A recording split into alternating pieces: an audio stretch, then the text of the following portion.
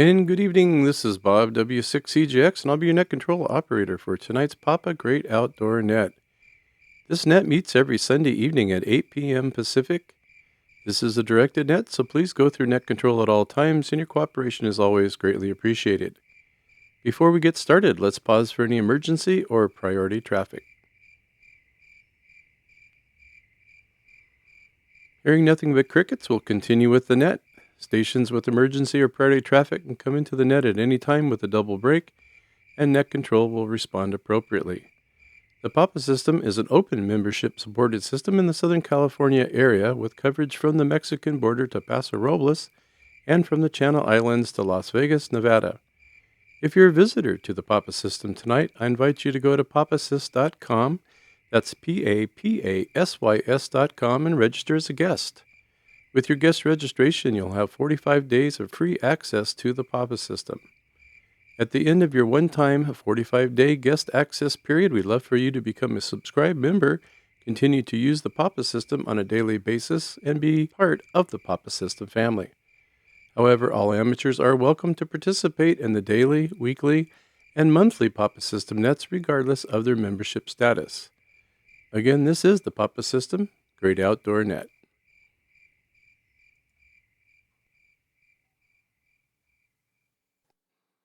And good evening. It's Bob W6CJX, and this is the Papa System Great Outdoor Net. Hope everyone's having a great weekend. Not a bad one. I think we had some pretty good weather, right? Good days to go out and do some hiking. I think I heard a few people out there, and so hopefully they're able to put a couple miles on them boot lugs. Anyway, before we get started, let's pause for the announcements. Here are the Papa System weekly announcements for the week of November 3rd. The Papa Inland Empire Breakfast. Papa will be meeting in person on Saturday, November 8th, at 9 a.m. at the Mill Creek Cattle Company in Mentone, California. Everyone is welcome. Special breakfast presentation, Pacificon 2025. Papa's very own, Michael AF6FB, recently attended Pacificon and will be sharing the interesting things he learned. You are invited to come out and learn the latest about digital amateur radio. We will be offering ham license testing at 8 a.m. for technician, general, and amateur extra class licenses. Please RSVP for the breakfast at 9 a.m. and for ham license testing at 8 a.m. The Papa West Side Luncheon. Papa will be meeting in person on Saturday, November 8th at 11 a.m. at the Sizzler in Culver City. Special luncheon presentation. Papa member Rick Norton, WM6M, will be presenting on 50-plus years of amateur radio equipment. Join us as we take a walk down amateur radio history lane. You may just spot an old radio friend from the past. We will be offering ham license testing at 10 a.m. for technician, general, and amateur extra class licenses. Please RSVP for the luncheon at 11 a.m. and for ham license testing at 10 a.m. Papa Quick Start Program. In conjunction with all of our test sessions, we have a Quick Start program for newly licensed technicians. Our Quick Start program is designed to get you on the air as soon as your new FCC license arrives and help you understand how to use a radio on the Papa system to communicate with fellow hams. If you sign up for the program, the Papa system will provide you with a pre-programmed UHF handheld radio at no cost to you and assist you with technical and operational issues as you learn more about ham radio. More details are available at all of the Papa test sessions and on the Papa website. The USS Midway Museum radio team, NI6IW, will be on the air on Saturday, November 8th from 0900 to 1600 Pacific Standard Time. They will be commemorating Veterans Day and the Marines' 250th birthday. Check the Papa website for modes and frequencies. The Papa system will host 2 fiestas this year to close out 2025. The traditional Fiesta Norte, this year in the San Gabriel Valley, on December 14th at Villa Katrina in Arcadia. Fiesta del Sur, in the San Diego area, on December 20th at Cocina del Charro in San Marcos. You will only be able to purchase the Fiesta Door prize tickets at the fiestas. Please see the Papa Home website for more information. All this information, and a whole lot more, can be found on the Papa website at papasys.com. Okay, well, we got quite a few things coming up. It's a couple weeks away, but put it on your calendar if you can. It's going to be that time of year where it's a little busy. We do have we got a luncheon and a breakfast, and we have actually two presentations, one at each. So you might have to decide which one you want to go to. I think they're both going to be pretty good. But if you've already seen the history of ham radio, then head on out to Mentone and find out what's going on up at CPAC. All right. Well, let's see. Do we have any other announcements before we get further down the road? Any announcements at this time? Sounds pretty quiet tonight. Yeah, it's been a good weekend, getting things done around the homestead and trying to keep healthy. Kind of got over my cold finally. It's only a 2-weeker. I guess that's not too bad in 10 years, so I did all right. Let's see. Well, I guess we could cast a call out to Steve and see if he's around for some trail talk tonight. KI6 LOV, I believe, went to the cabin. Haven't touched base with him yet tonight, but let's see what he's up to. Are you there with us, Steve? Microphone's yours. Well, good evening, Bob, and everyone out here on the Great Outdoor Net. Yes, this is Steve, KI6LOV, fresh off the trail today. And, I was out at the cabin. The weather was fabulous. And if you weren't out there somewhere hiking around, you missed it. So anyway, I have a report from the field here, and it's a two-parter this time. So the hike-in was uneventful, just kind of a normal hike, and but one thing, well, actually two things about my time at the cabin was that this was my first fire in the fireplace of the season, where I felt it was appropriate. It was a little bit chilly, and fire danger was way down, so that was really fun. And also, I listened to the Dodger game on the AM radio, and it was really old school because I had to pick up my little transistor radio sometimes and kind of retune it, and because the signal isn't that great, and it kind of fades in and out, if you remember that from AM back in the day. So it was fabulous listening to the great Dodger win there. And then I have one more quick story on the hike out. There were a lot of people on the trail of all types, seasoned hikers, trail runners, and some people that didn't have much experience, but they were out there having fun as well. And when I was nearing the end of my hike, heading towards the trailhead, some people passed me on their way up, and I heard these two guys kind of chat, and I heard one of them say, "Yeah, I'll ask him."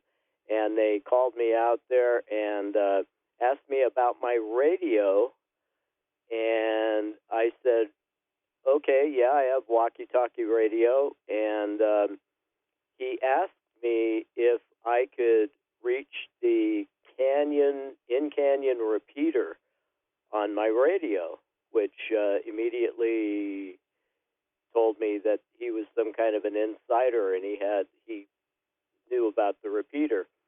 So I asked him if he was a cabin owner, and he said no, he was on the Sierra Madre Search and Rescue, but at this time he was in civilian clothes. So I told him yes, and I said I have a ham radio license. I can talk to some other repeaters as well. And he thought that was really great, and I explained that I had called in some rescues in the past, and he thanked me for being out there to help out. And, of course, I thanked him for his service as well. And that's about it for now, Bob. And I hope you have a great net. I don't know the subject tonight, I don't think, so that'll be cool to find out. So everyone, have a great week, and take care. We'll talk to you later. This is KI6LOV. Well, Steve, that was just a smorgasbord of great stories right there. Everything happening. Wow. Very, very nice. I liked it a lot. I always like your stories, but that was the first fire. That's something to mark on the calendar or in your logbook. And That was neat that you met up with one of the search and rescue guys too. All right, well, thank you, Steve. Steve's one of our field correspondents out there. It gives us actually dirt off the trail that's still on his boots. So I don't think he shakes them off. Maybe just keeps it on there for preservation. Holds the boots together after a while, I suppose. All right, Steve, thanks so much for coming by here on the Great Outdoor Net. This is Bob, W6CJX, your net control station. Well, in honor of Halloween coming up, I know last year we did, scary stories out in the wilderness, and it was kind of fun. Actually turned out pretty good. I went and listened to it the other night just because I wanted to see exactly what did we talk about. But it was good, and there was some good, campfire stories. But tonight, I decided to do a little twist a little differently than last year. So this year, I'm going to let this lovely lady, Stephanie, to describe a little bit of what we're looking for tonight. So, Stephanie, take it away. What is the scariest situation you have ever been in the great outdoors? Has it been confronting a wild animal? Or being in a precarious situation while camping, hiking, or climbing? The Papa Great Outdoor Net would like to hear your scariest outdoor stories tonight. Back to you, Bob. W6CJX. Oh, wow. Thank you, Steph. All right, kitty, calm down. Here's a side of beef. I don't know. I get carried away. Sometimes I end up multi-tracking quite a few things on there, and I thought, okay, I better stop because probably can't even understand what she's saying. So basically, she was saying, not so much scary stories of like ghosts and goblins. That works too. If you got something to talk about, let's hear it. But more or less, what kind of situations have you been in and you've kind of been scared? You're hanging out on a cliff. You might have fallen on your mountain bike or something and no one's around. Kind of wondering like, boy, am I going to be able to get by myself back, to my car or my truck? That kind of stuff. Just kind of a scary situation you might have been in. And if you don't have that, you can always check in and just say hello and say I'm out here listening and like to check in. So what else do I have? Let me see. I don't think I have anything else than that. Let's go and take in some check-ins. Everybody come on in, and we'll see who we have out there, and we'll work it from there. This is W6CJX Net Control. Kilo 6, Hotel November Golf. KI6LOV. KD6LLB, Logan. KO6GOY. November 6, Hotel Alpha Lima. Okay, I got, let's see, who did I get? I got Adrian, I got Steve, I got Logan, I got KO6GOY. I didn't look up to see who that was, and I don't know offhand. And November 6, Hal. So, yeah, just keep in mind, it's just like, could have happened when you're a kid, could have happened a week ago. Have you ever had to do something and you thought, well, I don't know how this is going to turn out, but hold your breath, close your eyes, and go for it. So let's see what you got. Let's start off with Adrian. Adrian, how are you tonight? KK6H&G. Hey, good evening, Bob, and everybody there on the net. This is Adrian, KK6HNG.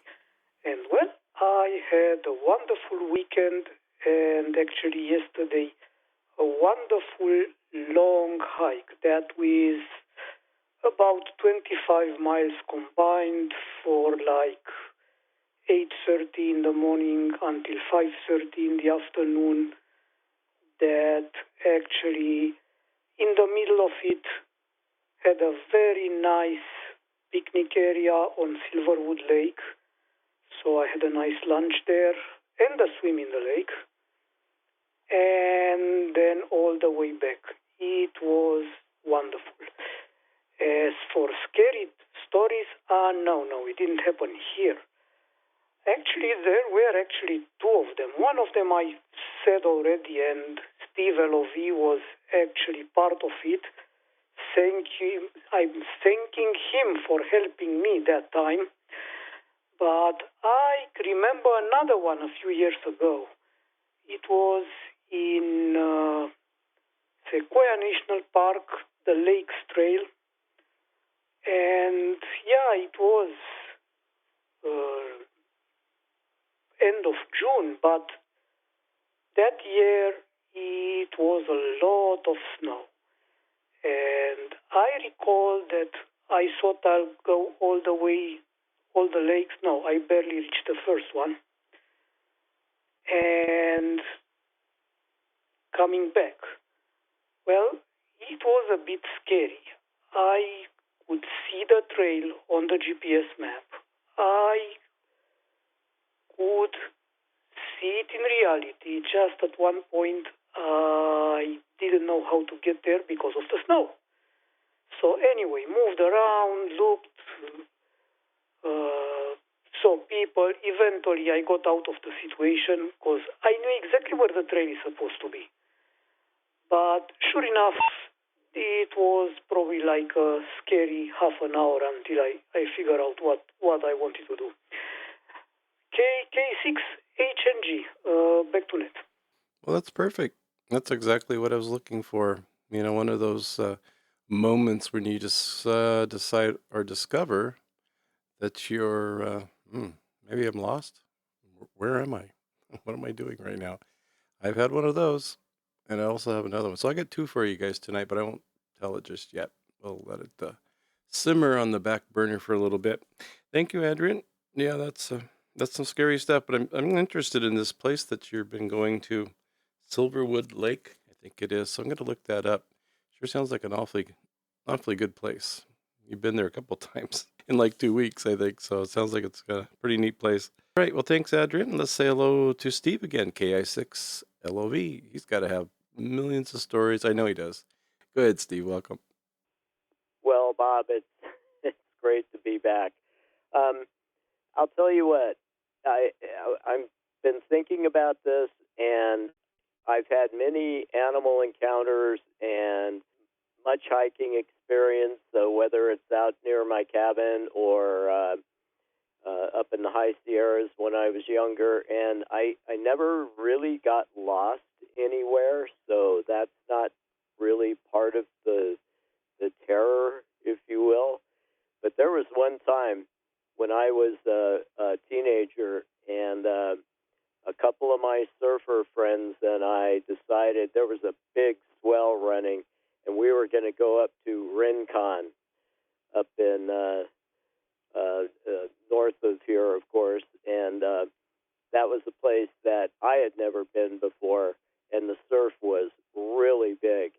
I can't tell you exactly, but, 6 to 8 with 10-foot sets, something like that.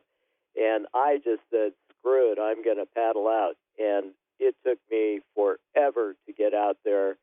And then I realized, now, how am I going to get back to the beach? And the waves are crashing on the rocks on the shore break and everything. And that was a real adventure getting back. Obviously, I survived, but I did not belong out there at all, and it's a miracle I made it back in. So anyway, there's a SoCal adventure survival story for you. KI6LOV, back to you, Bob. Well, now I know why the Beach Boys said at the Rincon Rock in the Nose as part of the, is that Surfing USA? I think so. Always wondered where the Rincon was. But I found out. I used to go there to have lunch once in a while on my way home or on my way up. I don't know. And just went by it every day. Very good, Steve.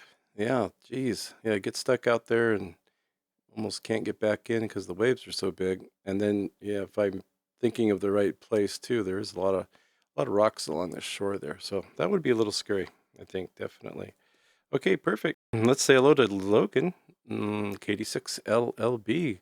What you got for us tonight, Logan? Welcome.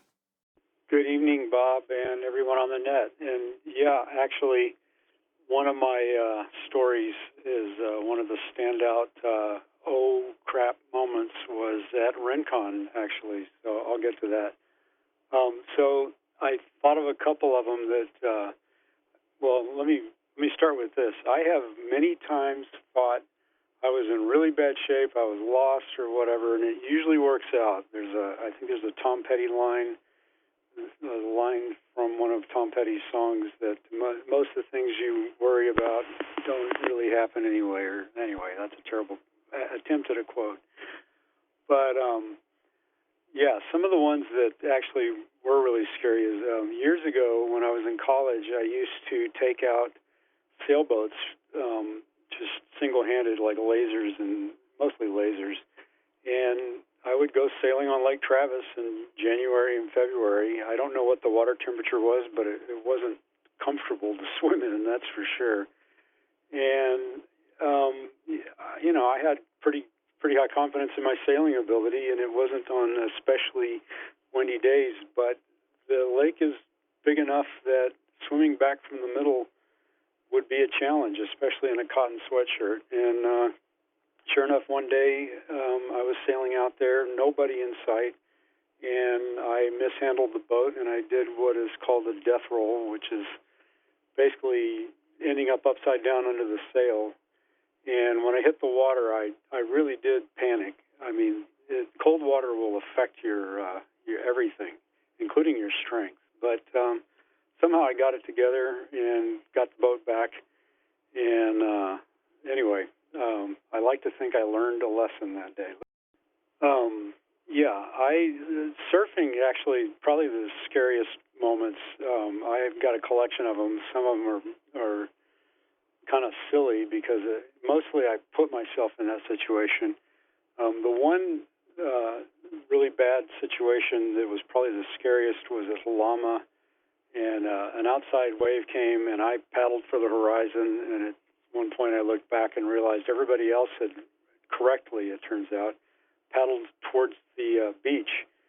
And I've told this story in some form or other on this net, I think, or somewhere. But anyway, I got the living crap beat out of me, and I was pretty convinced I was actually drowning. And somehow I made it through. So anyway, try not to learn lessons like that all at once. So the other, I mean, there have been a number of surfing incidents, but pretty much something like what Steve described. I was out on Rincon. It was one of those days where it took a lot of effort to catch a wave because, I mean, literally, you know, I would paddle out, maintain position, and I would think I had a wave lined up, and Tom Curran would paddle. Tom Curran is a very famous surfer, for those who don't know, and his younger brother, Tim Curran. And, you know, basically professional surfers were out there, and they could, you know, move faster and position themselves, and they would go to my left and catch a wave. So I was working really hard, surfed for 4 hours at least, and I tended to stay out too long and get tired. And I caught a wave inside, and I realized that it was basically the beginning of a very long, actually relentless is a better word, very large, just really bad situation. And it's one of those days where waves are hitting the break wall and exploding all over the freeway. I imagine you've seen those driving by, Bob. They look different from the water, and I managed to keep my board, but there are a couple of times where I thought about just taking my chances without my board because it had gotten bad enough that my board wasn't going to help me anymore. And anyway, it was scary, but it's funny now. So, all right. Well, hope everyone has a good week coming up. And thanks for doing the net as always. And it was great talking to you and hearing from you also, Steve. KD6 LLB, back to net. Okay, Logan. Yeah, that's another good one. Actually, it's in the same location pretty much. But, you know, I can imagine looking back towards the shore, and all of a sudden you're like going, wow, the waves are going up onto the freeway. Yeah, there's been times when I'd be driving by, even from the other side, you'd see them just crash up on the breakwater there, and where all the people are camping and different places. There's a lot of places you can go surfing along there, of course. So that sounds good. Well, thank you so much, and definitely got some good scary stuff tonight. Being in the danger zone. Let's say hello to Kilo Oscar 6 Golf Oscar Yankee. I don't have a name, but if you give it to me, your location, and anything you have for the net tonight, welcome to the Great Outdoors. Yeah, hello, this is Ryan, KO6GOY. I'm in Templeton, California, probably at the very northern end of the Papa system. And Yeah, I guess for me, I mean, I didn't grow up in Southern California or California. I've been here for 20 years though. But when you talk about big waves, yeah, I think the most I've ever bodyboarded is 3 to 4, and I think anything more would be kind of scary to me. But so I have respect for people that do big waves. But my scary time was I grew up in eastern Canada, and when I was younger, I was snowshoeing on a frozen creek and fell through the ice up to my waist. And thankfully it wasn't anything too dangerous. But I ran all the way home, and was able to get warm, but it was kind of scary at the time. KL6 GOI back to net. Well, that's great, Ryan. And yeah, falling through the ice. I think I've had a few nightmares that has happened to, where I've fallen through the ice, and then you get underneath and you can't. When you see the movies, people that are under the ice and they don't know if they're ever going to find a pocket, and at the last minute they pop out of some hole somewhere and they survive. Get a big breath of air. But that is that's what nightmares are made of, I think, for sure. Well, thank you for coming in. And definitely, someone said the other day, "Where's Templeton?" Well, I know where Templeton is. I've been through there many times too, going back up to Paso Robles and Atascadero. So yeah, you're just in between there. So it's a great place. I always love driving up that way. Okay, well, we'll say hello to Hal in 6HJL.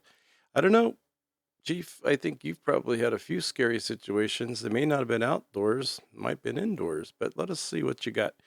And welcome to the Great Outdoors. November 6th, Hotel Alpha Lima. Good evening, Bob. Thanks for doing the net. I don't have too many scary stories that I can come up with right now off the top of my head. Had a few almost got lost occurrences out in the desert with my dune buggy and my motorcycles, but I always seem to manage to find my way back, but I was a little bit worried about it a few times. Had some scary moments in fighting fires, but that was just part of the job. But nothing scary like Halloween stuff or danger, I can't remember. But if I come up with something, I'll come back to you. N6HAL, back to the net. Danger, Will Robinson. Danger, no, Will Robinson. Danger, Will Robinson. Danger, no, Will Robinson. Danger. I've always wanted to play that. I don't know. I just heard the word danger. Thank you, Hal. Well, that's getting lost is not a lot of fun. I agree. And that was one of my stories, and I'm just going to touch on it because I've talked about it before. When we went snowmobiling up in, I think it was Brian Head, Utah, with my brother-in-law. We only had one snowmobile. He has two, but we couldn't get the other one started, so we took one. And he said, well, we'll just take turns, because I'd never been on a snowmobile. Well, he went, and about 10 minutes later, maybe not even that, he was back. He goes, okay, yeah, just go up there, keep going to the right, just kind of follow the track. It's a national park area or whatever. They've got groomed trails for snowmobiles. And so I did, and I kept going where he said for me to go, but boy, it was taking a lot longer than 10 minutes. And even though, I wasn't going that fast, well, I finally had to make that decision to turn around because I didn't know where I was going at that point, but I knew where I came from. And so my survival instinct kind of kicked in and said, look, just go back. I know it's a long ways back, but it's better to be going in a positive direction than not knowing if you're going to come out of this. So I did, and I ended up getting like just minor frostbite, where the part where your fingers are so cold that and you put them underneath your armpits and you try to warm them up, but they start burning and stinging. That's when you know you're almost in trouble. W6CJX for the Papa System Great Outdoor Net. We're talking about scary things in the great outdoors, things that have scared you. It could be, some noises that happen while you were camping or sleeping, anything like that. Or if you just got climbing up a cliff somewhere and you figured out, well, I can't go up, can't go down. Uh-oh, now what do I do? Let's see who else is out there. We're taking some check-ins at the moment and contact Net Control. Kilo Oscar 6, Juliet Charlie Alpha, Jeff. I know, it must be the Steeler Green Bay game tonight. I'm actually watching it myself. I do like Green Bay, and they seem to be doing wonderful. We'll see anyway. All right, Jeff. It's a stellar signal 2 weeks in a row. We're doing something. Yeah, I'd take you any way you could get in. Believe me. Go ahead, Jeff. Welcome. Thank you, Bob. KO6JCA, and it's funny you mentioned just played that soundbite. We just lost June Lockhart a couple of days ago. She was 100 years old. My story is not really scary, but I've had a lot of experience with skunks out on the trail and in the wild. And the one memorable was many years ago, running on a single track in the spring. It was very lush and green, and I looked up, and right in front of me was a huge striped skunk. And it was probably the most aggressive defensively that I've ever seen. It actually refused to let me pass on the trail. It charged backwards with its tail up. So I'm thinking it had some young ones there that it was defending. But it was very interesting behavior, very aggressive, trying to not let me go by. Anyway, 7-3 all, back to net control, KO6JCA.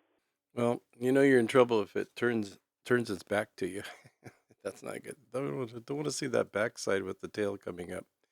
So I guess, yeah, the other animal that's very aggressive too that you don't really think about is the possums. They've got some ugly teeth, first of all, so that'll scare the heck out of you. And then the other thing is they hiss and, but I've seen people just go pick them up by their tail. I guess they're pretty strong. Their tail's pretty strong, won't come off. And just grab them and put them in a bag or, when they rescue them or whatever they're doing with them. Maybe making some stew. W6CJX for the Papa System Great Outdoor Net. Well, that sounds good. Well, it doesn't sound good if you get sprayed. That's just one thing I've never had done. I got sprayed. Known people that have. I've smelled people that have. And I've smelled a lot of skunks on my daily drives up the coast. In fact, at one time I thought Galita meant skunk in some Native American language, but it doesn't. But there was just always a skunk somewhere. And a little tiny bit of skunk smells good. I'm not talking about the green variety that grows on a plant, but, well, yeah, that smells good too, I guess. But I'm just saying that little tiny whiff of skunk, it's just perfect. Okay, let's see if we have anyone else out there. We're giving away free check-ins tonight, so get them while you can. November 3rd, Andy, Quebec, Dale.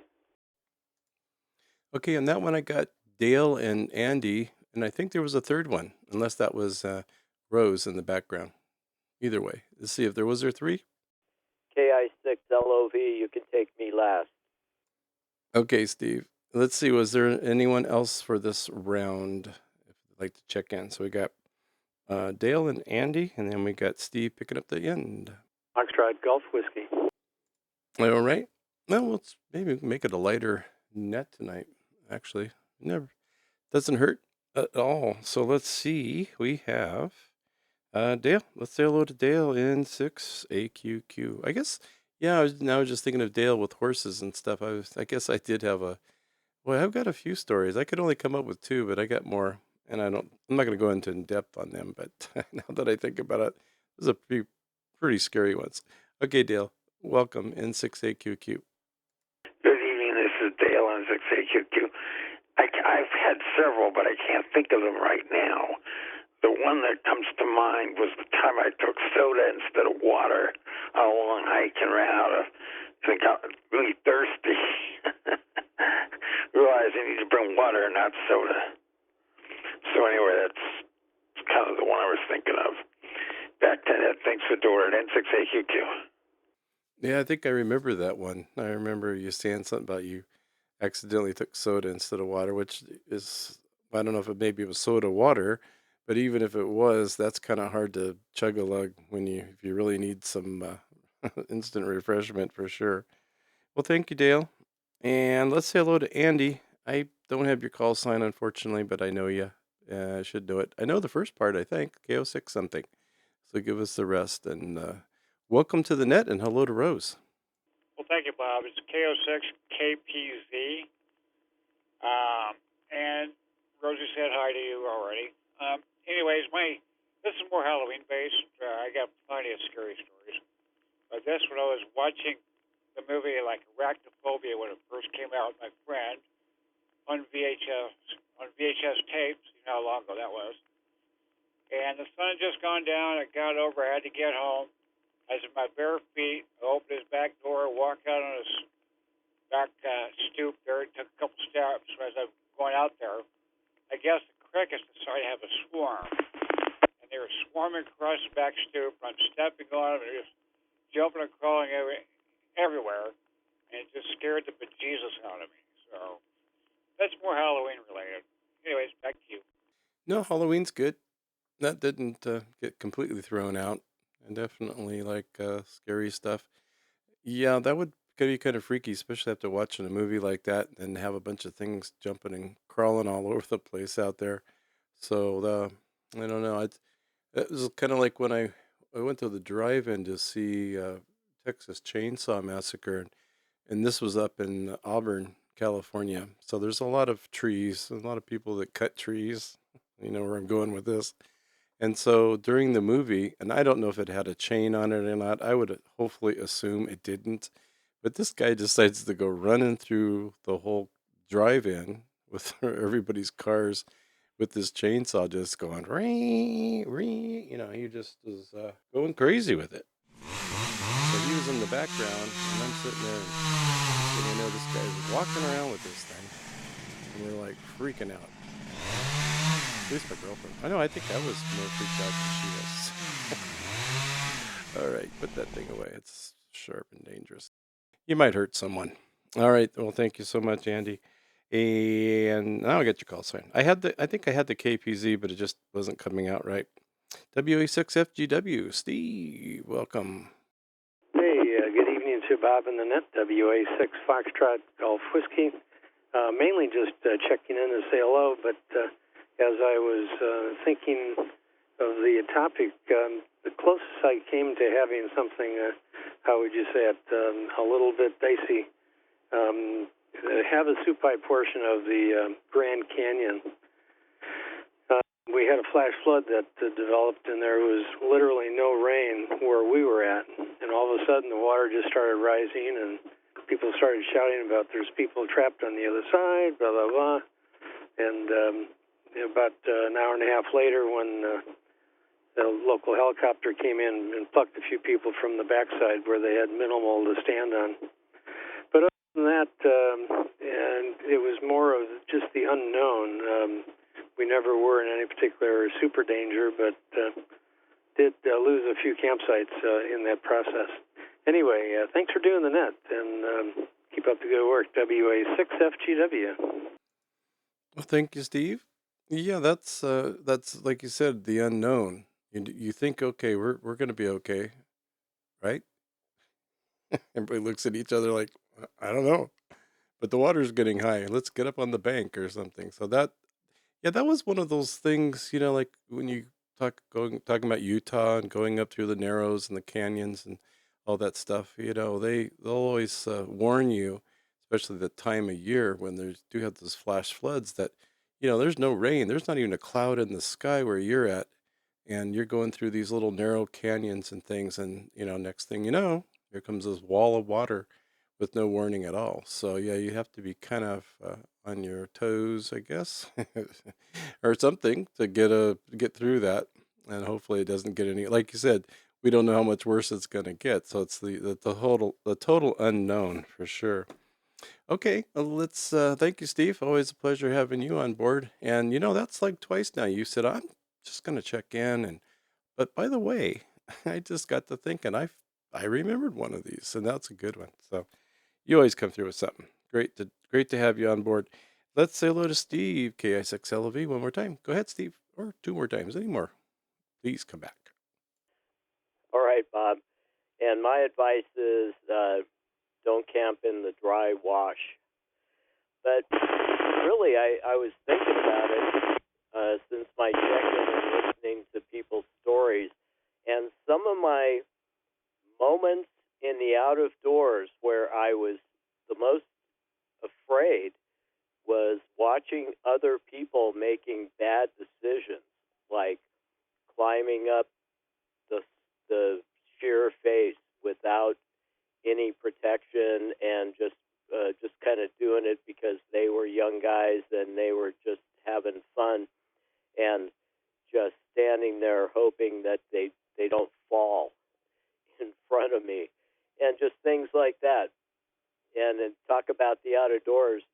You know, the most dangerous part of my trip out to the cabin and back is always the drive on the freeway.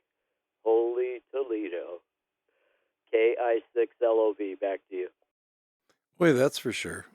That's the dangerous part of anything. You know, you figure, I don't know, sometimes I watch all these car chases and things, and I enjoy them as far as, well, and these are after they've happened, so it's not live, but watch them on YouTube sometimes. So you kind of figure, well, we don't know what you still don't know what the outcome is going to be, but sometimes they really, they'll hit an innocent person or innocent car, and it's so sad. So it is very dangerous out there, and there's a lot of stuff that you can't prevent. You can be the best driver, even the best defensive driver, and you're not gonna, it's not gonna help when they come flying through an intersection like that. I had the same kind of thing going up in La Jolla. I used to camp La Jolla Canyon every year for, like, I don't know, 20 years or something. I'd go up there and spend 2 nights. Used to do it with my daughter until she decided she didn't want to do it anymore. And then I'd just go by myself. But on my way up, and of course, I've got to get into ham radio. So I always had a radio with me and on my pack. So these two clowns, they weren't in clown costumes.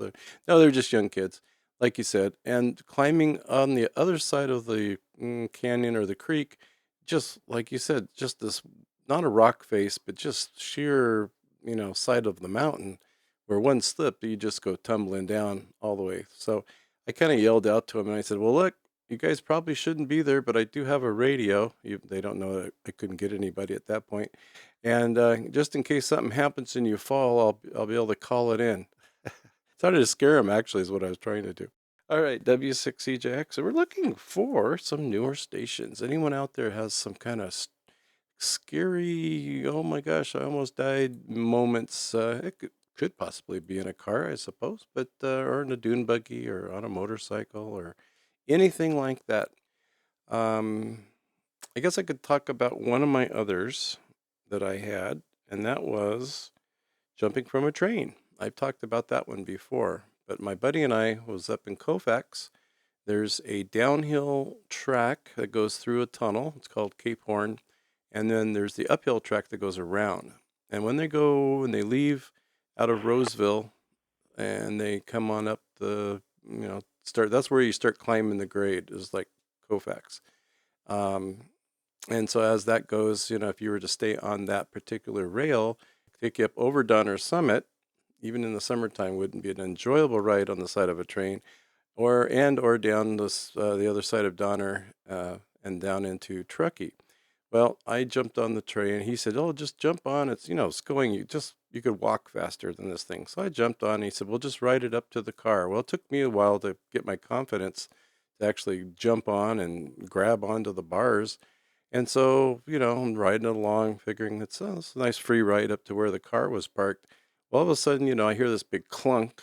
I don't know what a big clunk means on a train, but found out it means it's going faster. So by the time I catch up to where he had already jumped off, because he heard the clunk and knew what the clunk meant, I was doing about, 15, 20 miles an hour. Doesn't sound like much, but when you got to jump off, and I just said, okay. And I just did like this backwards parachute thing off and I just tumbled in all the ballast and the gravel, and oh my gosh. And so my shirt was all torn. So that was probably the scariest of all of them, because I had no idea. I figured I was going to break bones or something was going to happen. W6CJX for the Papa System Great Outdoor Net. Any other stations out there would like to share their great outdoor scary stories? Please come now.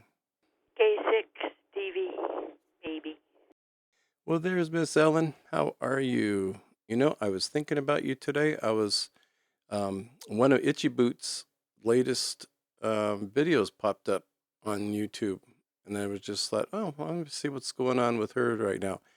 She was in the, Afghanistan, and the Taliban was there, and she's kind of talking to him the best way she can, and she had an escort with somebody that could, speak the language, kind of a guide, I guess. And so she was cruising there on her motorcycle all through there, and I'm thinking, what is she doing?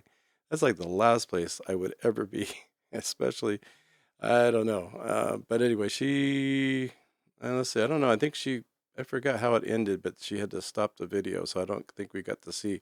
But she ended up, hopefully getting through. But that was like 4 days ago, I think she posted that. Anyway, has nothing to do with really tonight. Well, yeah, that would be that would fall in tonight's. Yeah, that would scare the holy because they all had, machine guns, and they're with their wrapped around their head and the whole. Yeah, yeah.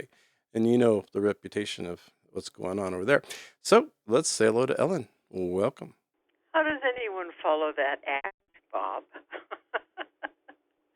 Yeah, I follow Itchy Boots, and you're right. Making the choices to go into long dirt stretches, but we don't see the full story, which is part of the mystique. We don't see her fill up at the petrol stations, and we don't see how she makes arrangements for guest houses and the network of people who support her behind the scenes. So we get the feels for the issues of uncertainty, which is good filmmaking. I think you know that. So we'll just let that rest. And you might want to make a comment back on that. I know that she's about 3 weeks, up to 3 weeks ahead of herself on the road. And she's posting only twice a week. So she's putting together massive amounts of footage that'll come out on a regular Wednesday and Sunday. And yes, I do follow her because she's doing things I wish I could have thought about doing back when I was her age. She's 35, I think, 30.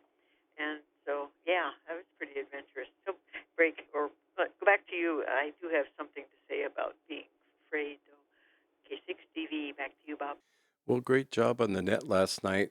I was on the dashboard, and it was good to talk to you afterwards, too. We had a after net party at our house, sort of, via the internet. And that was, did a great job. We just love how you do the net. It's really good.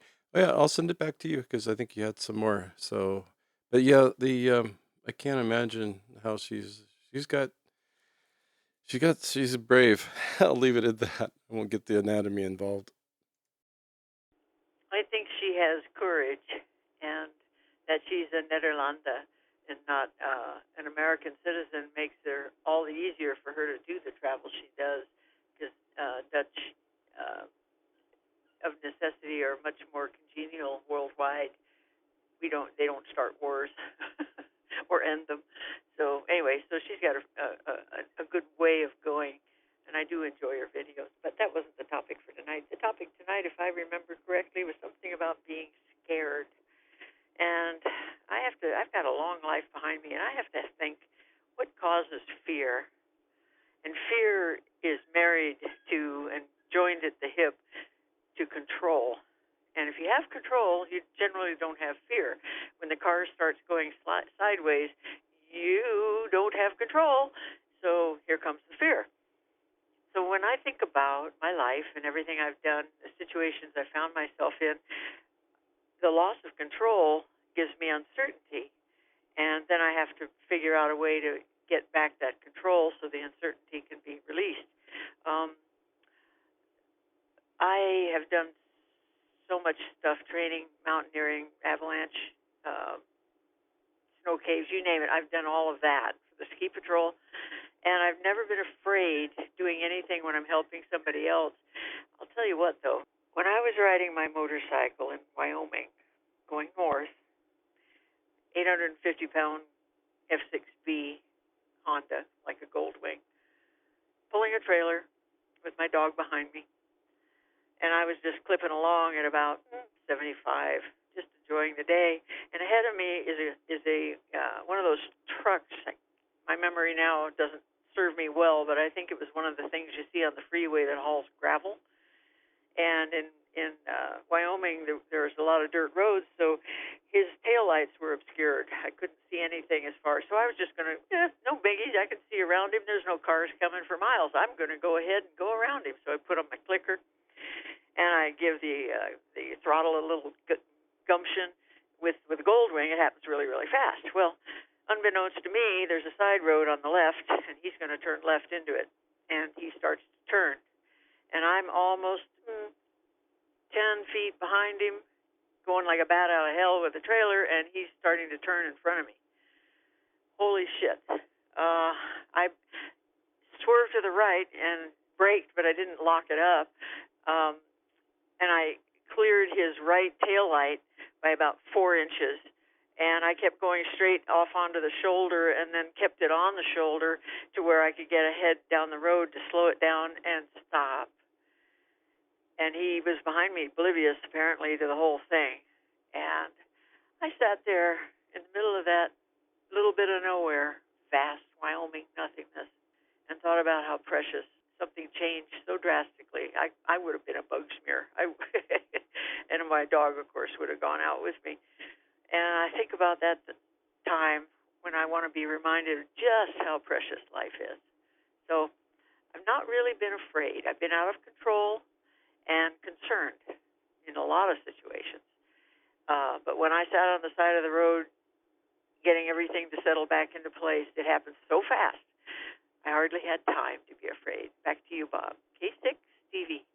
I thought that's where you were going with that when you said you were trying to turn, go around him. And I thought to myself, I bet there's something going to happen with this truck. Like maybe either he's passing someone that you couldn't see, maybe another motorcycle in front, something weird like that. So almost the same result would be if that had been timed differently or whatever. So, oh boy, that would definitely give you the shivers there a little bit and kind of say, well, what just almost happened? That was kind of a scary thing.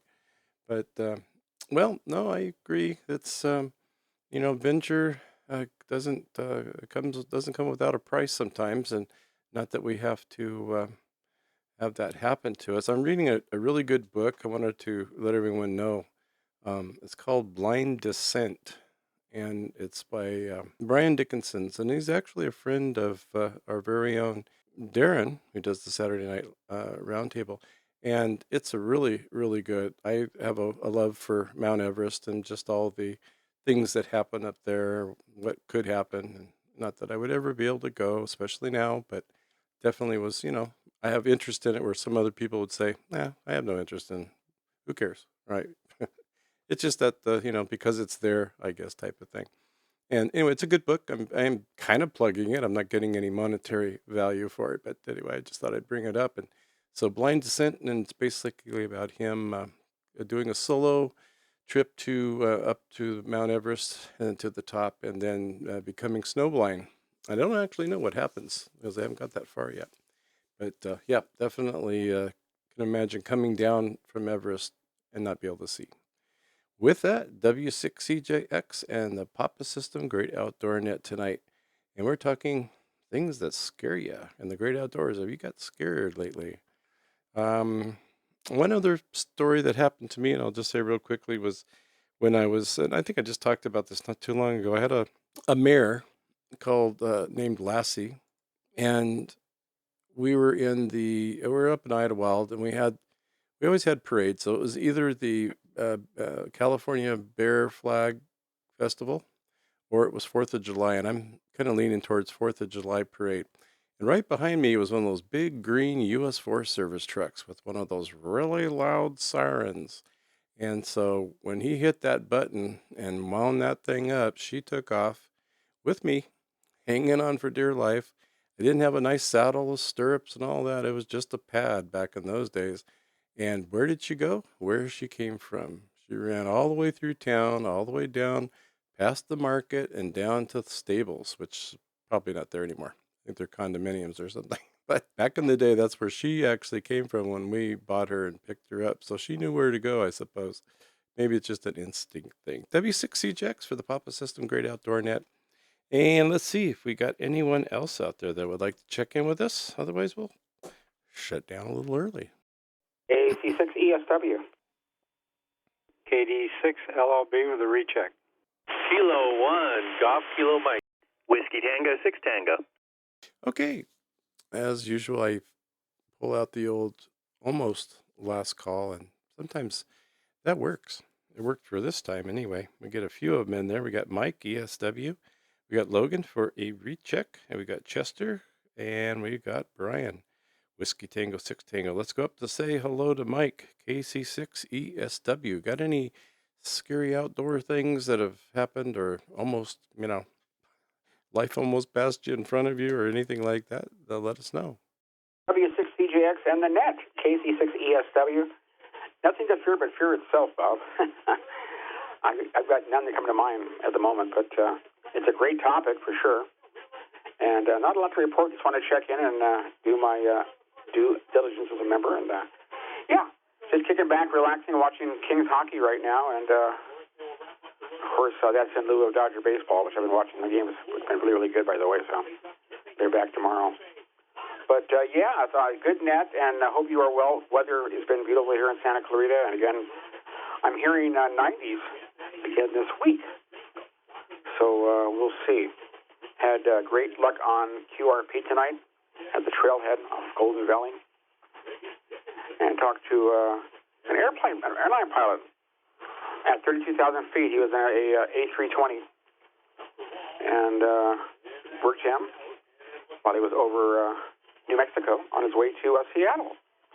And I think I worked him before, but that was that, and of course that was a thrill.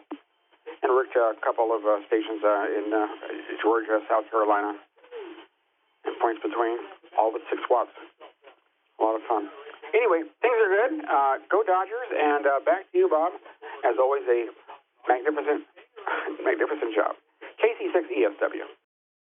Well, coming from you, Mike, I'll take that as a direct compliment for sure. You've got your time spent behind a microphone, and I guess I have too now, if you think about it. You stole that one from me.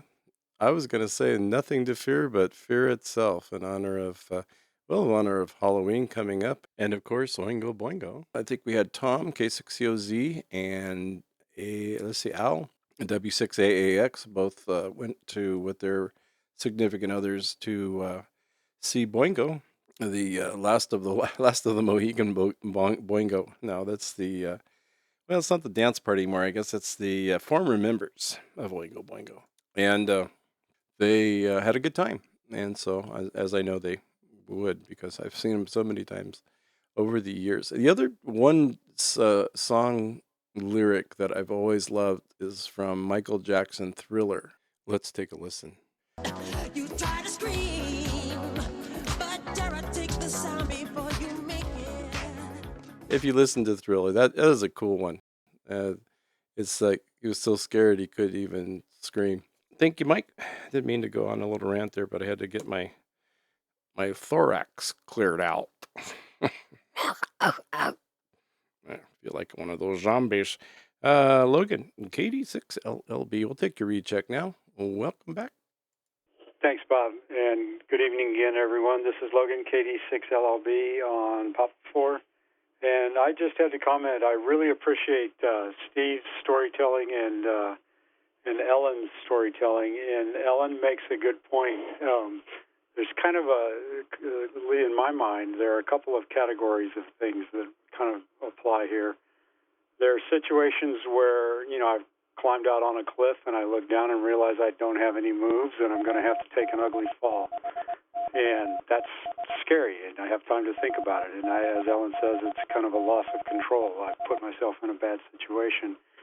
But there are a bunch of other times where, I got to say, I can't believe my luck, because there have been times when I was just about to, I was on a mountain bike about to cross Sunset Boulevard, the light changed, and I put all my weight on my, right foot pedal, and out of the corner of my eye, I saw a car coming that was just speeding through, had no intention of even looking at the red light that he was running through. And I managed somehow to sort of collapse over my handlebars and not move into the intersection. And, by the time that's over, it's happened. You don't have time to be afraid. You just look at it afterwards and wonder how you survived. So there are a lot of cases like that where, I've done something and come so close. So I'm really grateful I'm actually really surprised that, so many people jumped off a cliff and took a bad fall, and somehow I managed to avoid it and come close. But so yeah, definitely a different category of thing where you don't even have time to be afraid. Just wanted to make that comment. And I appreciate everybody who contributed. It's great listening to everyone, and thanks for doing the net, Bob. KD6LLB. Well, thank you, Logan. Always a pleasure to do the net, and because we have such a great family here of the Outdoor Net, we have a great group of people, all regulars that contribute. You know, you're like I said when last weekend when the guy said that he really likes the Outdoor Net and all that. I said, well, it's it's our net, your net too, not mine, and just want you to know that if people like it, it's because people enjoy listening to you guys, not so much me. I'm just here as the medium. Ooh, I don't know. That's my best ghost I can do. But yeah, there's that. That was kind of goes with that Michael Jackson thing with Thriller. Terror takes the sound before you make it. It's so quickly that something like that can happen, like you and Ellen. And it's after the afterthought of going, you know what could have happened? That could have just been a total disaster. So then that's where it actually kind of gets scary and freaks in because during the first part of it, you don't realize that it's really happening. All right. Well, that's good. And yeah, appreciate that, Logan. And always, you guys are the best. Then we got the best outdoor associates. I don't know. I gotta come up with a name. Peanut Gallery? No, I don't like Peanut Gallery. Well, you guys are just as much outdoors net as I am and in the Papa system. So we've got it good. W6CJX for the Papa system. Great outdoor net. Let's go over to Oxnard and say hello to Chester K1 GKM. Yeah, this is Chester K1 GKM. First off, I just want to let you know I'm talking on a cheap Chinese radio I bought for $20 for a pair of them. And they can program this little 440 radios. I was wondering how I sound on them. You sound good. I can hear everything you're saying. You got a little swishy swashy going on in the background. I don't know if you're walking around, but as far as you're into the repeater, good. And that's right. We don't have 30 right now, do we? 30 is a good one from Oxnard, and I can use it here from my backyard. It looked like you were coming into Papa One, I think. So, yeah, for the considering the conditions and all that, you sound good. Go ahead, Chester. Welcome. All right, thank you for that report. Yeah, these are just little cheap ones I bought, and I was just wondering how they work. That sounds like they're working okay. Just program it. Doesn't even have a screen on it, so you just program it on a computer, and they got like 16 channels, and that's it. Anyways, I was trying to think of something scary. One thing comes to mind. I was traveling across country with my little 72 Datsun wagon, which I still have. And at this point, going across country, and there was a semi-truck a ways up in front of me in the other lane, actually. And it was carrying these big, huge blocks. They looked like they was made out of plastic. And they're about as big as the cab, and maybe a little bit wider than that, and then the semi-truck trailer, the flatbed there. And anyways, they started falling off the truck one by one, and I was having to do some maneuvers to avoid them, so they didn't hit me. And they were cruising the road, and they would just go back and forth and everything like that. And I thought for sure I was going to end up getting wiped out by one of them, but I didn't. And I ended up getting up to the truck and got his attention, and his jaw dropped, and he slowed down and probably pulled over, and then I was gone at that point. But that's one scary thing I can remember. Anyways, back to you, Chris. Oh, the good old Datsuns. Yeah, I owned one of the last pickup trucks that still had Datsun on the back tailgate, and it said Datsun, and then in the corner it said by Nissan. So I knew they were doing that switch over. I think that was an 81 pickup. In fact, I know it was. I bought it. The reason I even remember the date, I don't know about the date, but it was in April of 1981 when President Reagan was shot. And that was happening on my way home, listening to my brand new radio in the truck and finding out the president was just shot. So that's one way to remember whatever day that was, I can just look it up. But yeah, that's pretty cool that you still have it. I see some of those, the little 72 Datsun pickups even out on the road, and they're running along. I bet you they haven't even put a new engine in that thing. I bet it's still running. They're just, keep putting oil and gas in it and water, stirring it up and let it go. So it's a pretty amazing. Well, thank you, Chester, for sharing that. Yeah, those radios are good.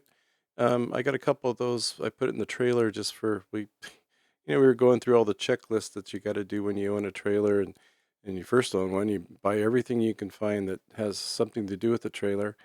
But anyway, we had a couple of these little Baofeng radios. They're for amateur radio, but they didn't have any screen or anything. So I just went and programmed them up on Chirp or something, and it worked good.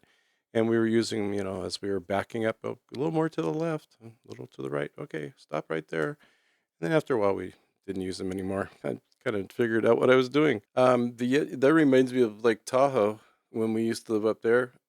Snow, right? And yeah, you're like helpless. Even if you know how to drive in snow, you don't hit the brakes. You gear down as you're going down. Hopefully you have gears, or I guess you could. These days you have the automatics that have the individual. You can shift down. But there was a couple times we were coming down a hill and you just can't slow down enough, and you're trying to, and next thing you know, here comes cars, and you hit the brake, and you're coming into like a downhill T into an existing street where people are driving, and you hit the brakes and you just slide right through and just like close your eyes and just pray that no one hits you and you don't hit them. I've done that a couple of times. Didn't hit anybody either. Just hit the snowbank on the other side. But yeah, those are the scary ones when or you're going sideways, like you were saying. You're just going, well, okay.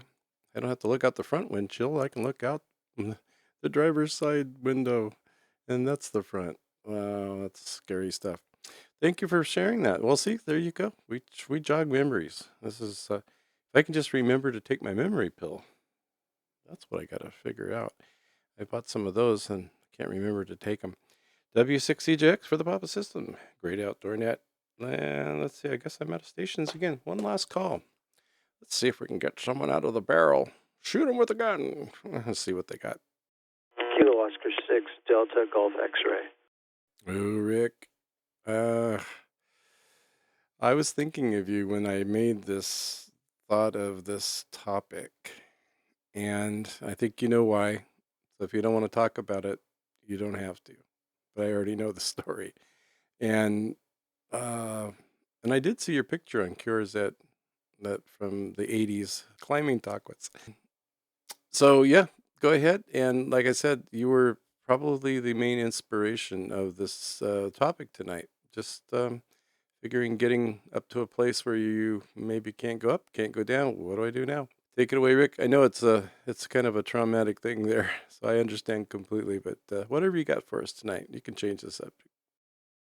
Hey, thank you so much, Bob. I got to get it, I guess, off my chest another time. But seriously, a lot of years went by before I ever thought about it. Then I thought about it during a net. And like for days afterward, I would wake up. I think I'm better capable of coping with it, but I would wake up and still be in that same place. So yeah, there was that time, man. I just, things weren't going on. I got impatient, so I free soloed that face that you see from that picture. It's just around the bend where I did that free solo. And man, dude, when I started out on that ledge, it was about a foot wide. It's like on a face like that, man, that's like you could eat your lunch there. So I traversed left, going left. It's getting narrower and narrower. It's about 20 feet out left, and it's down to about like there's only 3 inches, not a foot. And then the next step is like there's not even nothing there.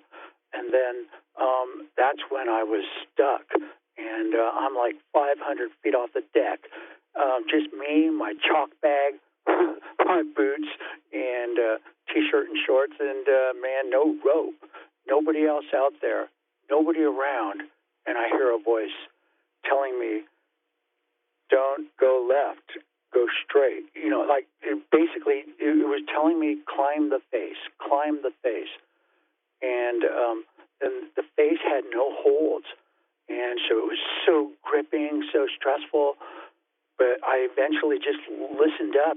I climbed up that face, and then I couldn't believe it. You know, like about, you know, it took about like 10 plus moves to get around a bend, 5'11", and then now I was really feeling solid, and real quickly after 20 feet, it was like 5'6", all the way to the top of the crag.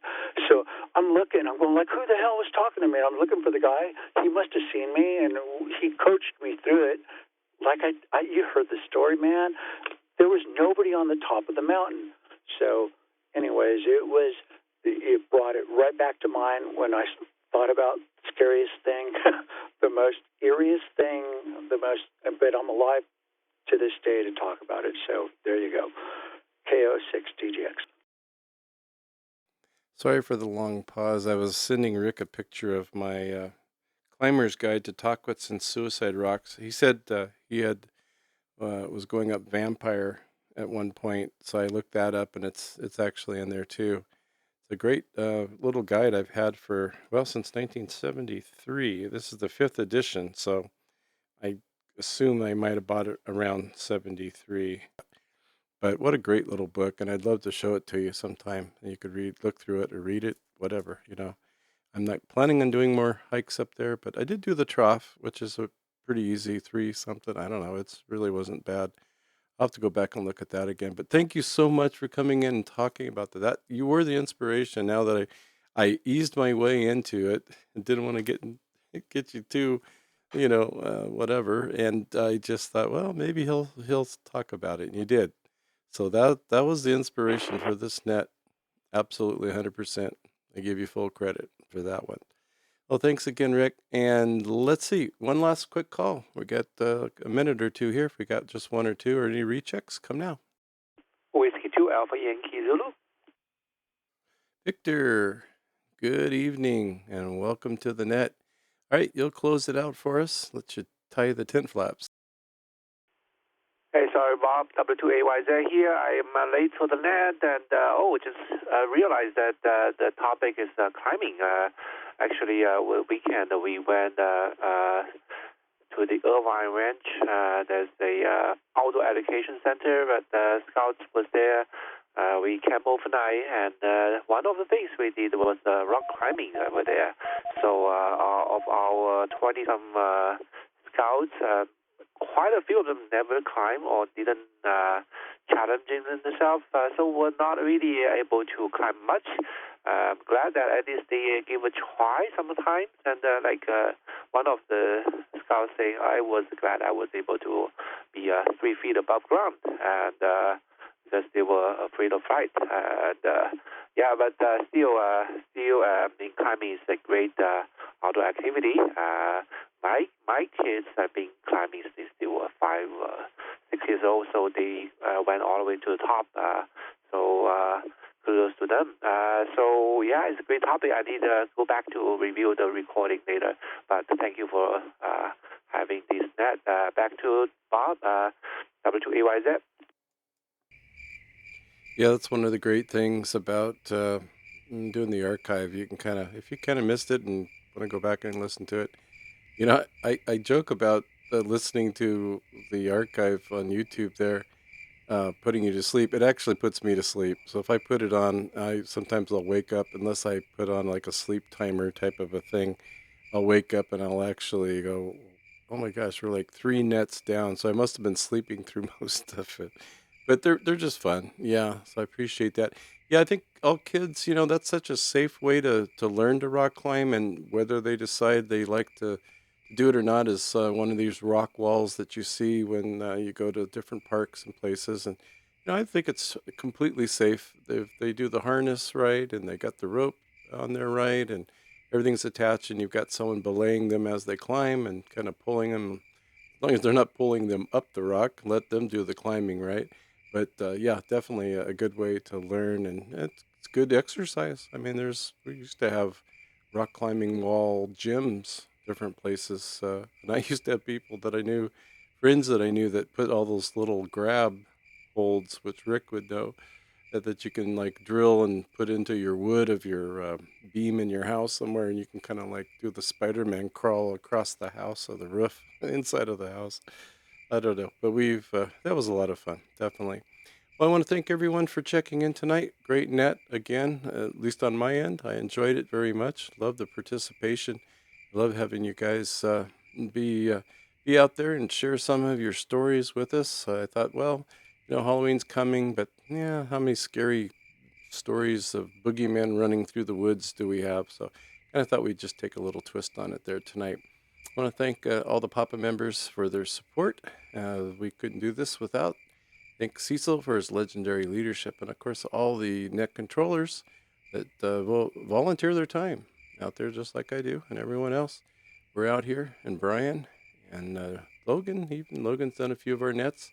Have to get him back into the outdoor chair here eventually, but he does a great job too. So we will, let's see, we got tomorrow is Monday, but today's Sunday, and I like to start the week here on Sunday. We're in the Great Outdoor Net. And then Monday's not so bad. Well, anyway, we'll see. We finally have refrigerator repair on his way. Oh boy, brand new refrigerator too. It's only been 3 months, so we'll see how this goes. I've already got it fixed, but we'll see if he can fix it permanently. So with that, I'm going to go ahead and close the net at 21:29. Ooh, we just made it. Look at that. Getting good at this now. And say 7-3, and we'll see everyone again soon in the great outdoors.